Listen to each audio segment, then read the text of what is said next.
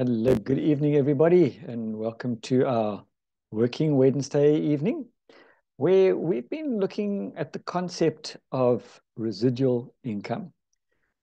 People who work in a job have linear income, and those entrepreneurs out there who are looking for freedom, generally dependent on the type of business that they have, could potentially have what's known as beach money lifestyle, meaning that if they go to work, they get paid. If they don't go to work, they get paid. When they go to sleep, they get paid. When they wake up, they get paid. And that, for me, is an excellent lifestyle to have because you can work for yourself. You've got your income. You don't have to wait for month end. You don't have to wait for anybody else because if you look in your bank account, there's money coming in. And because of the type of work that you're doing, there's a lot of things that you can claim back from tax. So there's some very, very good tax breaks that you can get because you're not tied down to a specific set of premises and you're not tied down to the economy in general. Because even in our business, we are limited to about 55 odd countries around the world, which I think in the greater scheme of things is probably quite a good deal because if the local economy is bad, things are bad. But if you are linked to a global economy, who cares? Because if your local economy is bad, your foreign currency will be worth a lot more. And I was chatting to somebody just recently who was saying that they are battling and they've been watching their business slowly but surely spiral into the ground over the last 3 or 4 years since the world came to an end, purely because the business that they're in relies on small businesses. And small businesses, sadly, are closing their doors one after the other. And every small business that closes its doors means another customer that is lost. And because of the economy, those small businesses are not opening up again because things are not looking good. So I actually chatted to him about this concept, and he was very interested. We will be following up, and I will be chatting to him a bit further. But maybe, just maybe, I can get him to have the beach money lifestyle that he's actually looking forward to. So let me share my screen. I'm going to just briefly recap what I went through last week. So I'm just going to summarize it very quickly before I start on the next one. And let's do this. Let's do this and start. And let me shrink myself down. So as I said, we are discussing the non-linear or residual income model, which in the book written by Jordan Adler, he refers to it as beach money, where no matter what he's doing, where he wants to go to, he can earn money. And just a summary of this, don't go all the way on the first date. When you're starting to meet people, form a relationship with them, get to know them. Don't immediately start shoving the business down their gullet. You're never going to get anywhere that way. Don't say, I just got into this new little business. It's not a new little business. That underplays what the potential is for this business. Somebody once said, oh, it's a Mickey Mouse business. Have you ever looked at the financial implications of the Mickey Mouse business? I'm talking Disney World and Disneyland and anything to do with Disney. That is a franchise of note. The next time somebody says, oh, but this is just a Mickey Mouse business. You say, yes, on par with the original Mickey Mouse business called Disney. And don't talk about the business on your first meeting with people. Get to know people, not just as prospects.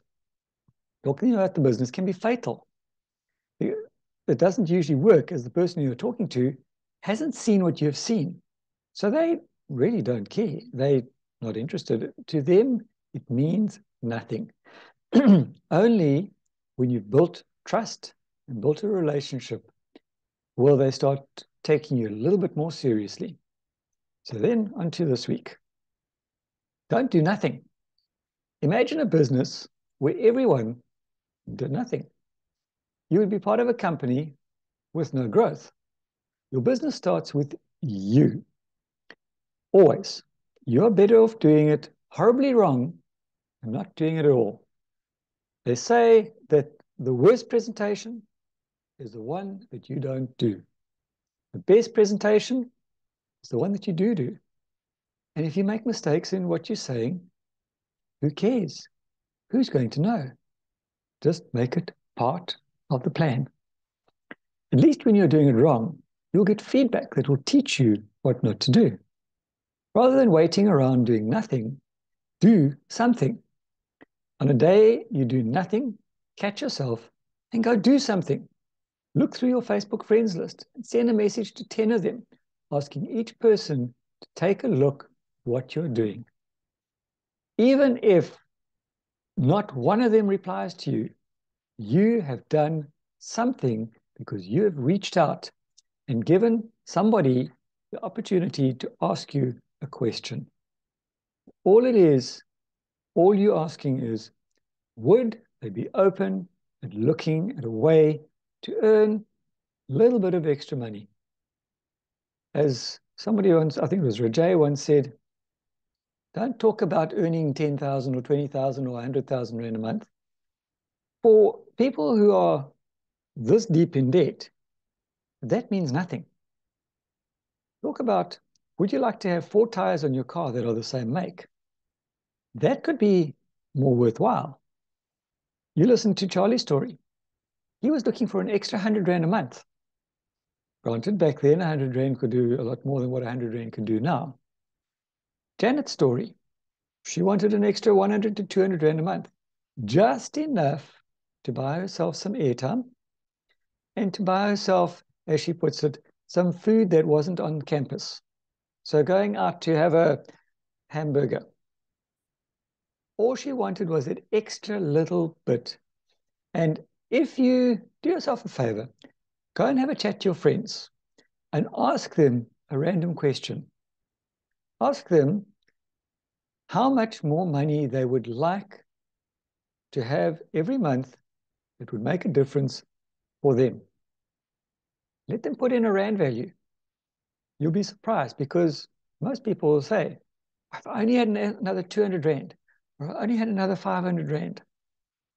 They're not talking thousands, talking a couple of 100 Rands, which in a lot of people's lives could make all the difference between actually having 3 meals a day or only eating once a day, or having to walk to work for 10 Ks or catch a taxi.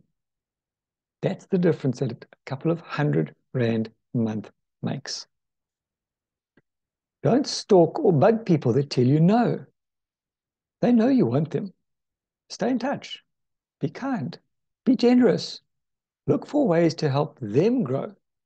They will watch you, and it's possible over time that they will come to you when they are ready if you keep the doors open. You find yourself chasing, stalking, groveling, bothering, or begging others to join you in your business, stop it. Remember we listened to that little skit last week? Just stop it. Become a friend. And I've learned this from LinkedIn as well. People are looking at posting content, and there are hundreds of extremely valuable tips if you look and you listen and you read. because people are giving away information which, as part of their business, they could easily sell. So they could do a course and charge you $100 for it. And if you're like me, you'll say no, because $100 is a lot of money. But if they're giving away that information, you can slowly but surely keep those little nuggets and build up that course. By paying them, yes, you do it quicker. It's like walking from Durban to Cape Town or going from Durban to Cape Town. You could walk and it will take you probably about 3 months, but you would get from Durban to Cape Town. Or you could stand on the side of the road and thumb a lift. Would you still get from Durban to Cape Town? Yes. How long would it take you? I don't know, maybe a day or two, depending on what the lifts are like. Or you took a bus. You know specifically if you take a bus, you're paying X amount and you're going to get there in 24 hours. You're going to be exhausted when you get there, but you're going to get there. Or you could pay a little bit more and fly, and in 2 hours, you're in Cape Town. How quickly do you want to get to Cape Town? Do you want to take the slow route and maybe meet a lot more people, maybe listen or learn a little bit more along the way, because it's going to take you about 3 months to get there? Or are you going to maybe chance it and thumb a lift and rely on the odd lift here and there in between your walking? You don't know when you're going to get there, or even these days, if you're going to get there. Or are you going to pay a little bit of money for a bus? It's not exactly the world's best luxury, but it's not your own car. You don't have to walk. You don't have to rely on other people. And you'll know that you'll leave and you'll get there within an hour or two of the scheduled time. Or you pay a little bit extra, you hop on a plane, and you know that in 2 hours' time, from the time that you take off, in 2 hours, you're going to touch down on the other side. All depends on how much you are willing to invest. Don't settle. John always used to tell me, don't be in the settle for.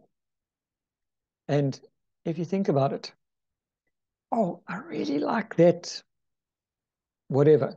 I really like that outfit, but I'll settle for this one because it's cheaper. I really like that car, but I'll settle for this one because it's cheaper. I really like that phone, but I'll settle for this one because it's cheaper. Don't settle. Most people shrink their dreams down to meet their income instead of building their income up to meet their dreams. Settling means giving up on your life. You were born to fly. God will not give you dreams you are not meant to fulfill. Settling is defeat. Winners don't give up. Most people settle and stop trying. Don't be most people. Stop buying into the negativity. And sadly, this is exactly what the world's coming to. When you look at people who are succeeding, you go, oh, wow, aren't they so lucky? Isn't Charlie so lucky? Isn't Louis so lucky? Why are they lucky? They're lucky that they had a dream. They're lucky that they put in the effort to get those dreams fulfilled. Don't dream when you're asleep. Wake up and chase your dreams. Because if you don't, again, I'll come back to the analogy of going from Durban to Cape Town. If you're walking, if you don't put one foot in front of the other, you will never get there. Yes, if you're walking it, as I said, it'll probably take you about 3 months, but you have to take the step. You have to move. Because if you just stand on the side of the road, you're not going to get anywhere. Unless somebody says, oh, okay, let me pick you up and take you a bit further down the road. And then drop you off 100 kilometers down the drag. Now you got to stand there and wait for the next person to take you. Don't be like that. Make a plan. Don't stand still. Move. It doesn't matter how slowly. It matters which direction. Now, there's some strategies for creating this beach money lifestyle. Strategy number one big myth about network marketing is that you need to be good at sales. This is completely false. Sales skills have very little to do with creating residual income, because with sales, only if you are selling are you actually making an income. So if you lose your voice, you call in sick, you go on holiday, and you're not selling, what's happening? You're not getting an income. And that is what happens in a job or in a normal brick and mortar business. If you're not selling, you're not earning. In fact, a sales background may even slow you down. A focus on sales will yield very little in this industry. I mean, you think about it in our business. How much money are you making on sales alone? It's only about 20%, which in the greater scheme of things is nothing major. If you look at Charlie, he's probably making about, depending on the turnover that he's doing, I would guess he's making about 2,000 to 4,000 Rand a month in sales profits. But how much is he making in the non-sales? Selling is linear in nature, just like a salary. Beach money is walk-away money. The first strategy for creating freedom is to focus on distribution rather than sales. All we want to do is get the product out, not through us, through anybody.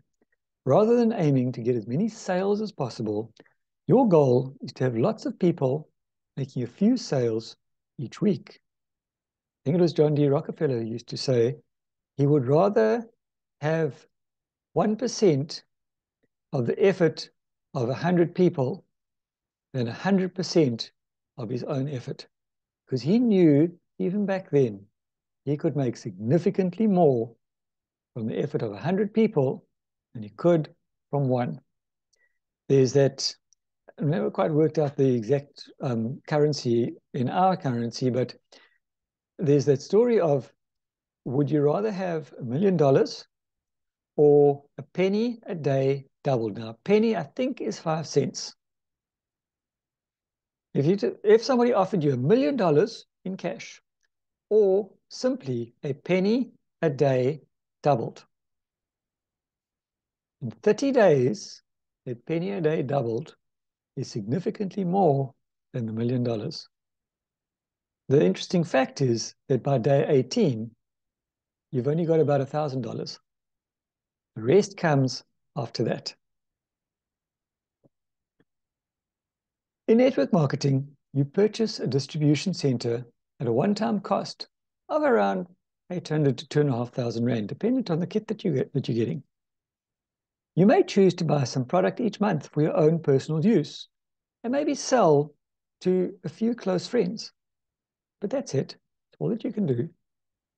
Your cash investment is very low compared to what most traditional businesses have. Because if you took a franchise, for instance, say a hamburger business or a chicken business, you're going to have to invest anything between 2 to 5 million Rand to get that franchise business up and going. How many pieces of chicken, how many hamburgers, or even if it's a coffee shop, how many cups of coffee do you have to sell to recoup that 2 to 5 million Rand? And now suddenly the world gets locked down again. Nobody's out there to come and buy your hamburgers or your chicken. There's a problem. After that, so your cash investment in this business is very low. After that, you don't need to purchase any more distribution centers. Your host company will do everything for you except marketing new distribution centers. And each distributor in our team is a distribution center. Our job, your job, is to get distribution centers. The company's job is to do everything else. If you create lots of points of distribution Let each sell product. You will make lots of money. And it really sounds counterintuitive, because if I do X amount, but I've got 100 other people doing Y amount, how come I'm going to make more money?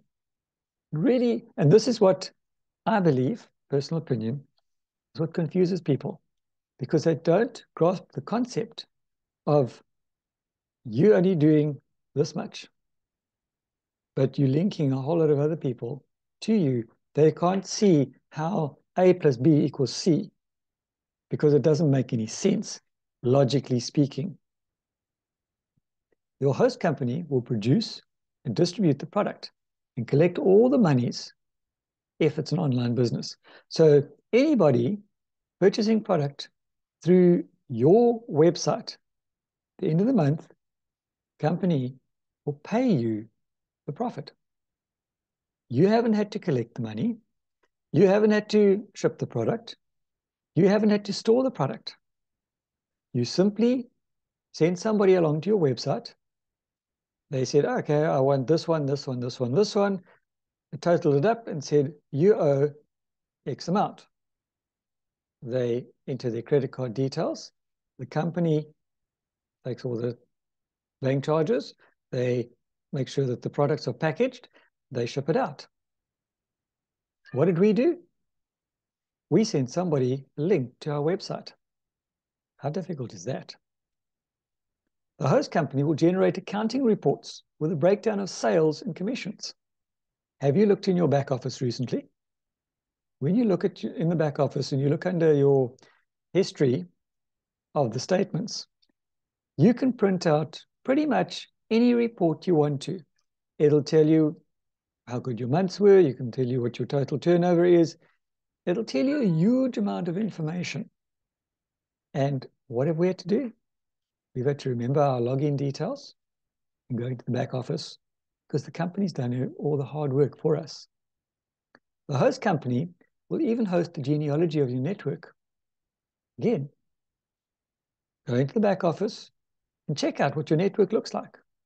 It shows everybody, the ones that do something, the ones that don't do something, the ones that you spoke to 10 years ago, who have long since fallen out the business, but their names and details are still there for you to follow up with. All there, done by the host company. You will simply help the company create multiple points of distribution, and they will send you a percentage on each unit of product sold through your network. As your network grows, so does your income. Build a distribution network of people who each buy a little product and sell to a few repeat customers. I don't have a lot of customers. I don't encourage my team to have a lot of customers. My personal opinion, have about 10. You don't want to hassle with dealing with many more than that, because 10 is a comfortable number. You can service them well. You can look after them well. Pardon me. But if you've got 10 people who each have 10 customers, you do the maths.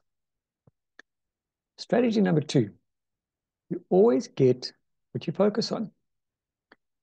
If you've ever taken or tried to take a photograph, you look through the viewfinder, what do you see? What are you focusing on? Because what you're focusing on will be in sharp detail. The background becomes blurry. And that is what we need to look at. Getting raises and moving up in an organization is fine if you want to work for the rest of your life. You start at the bottom, you work your way up, but there's always a ceiling. There's always a top, because in a traditional business, there is a CEO. You can't get above the CEO. In this business, you are the CEO. So how do you outperform yourself? You do a bit more. If you're looking for more free time to live your life the way you envision it, you must immediately shift your focus to an opportunity that pays you passive, non-linear income. Don't wait. Do it now.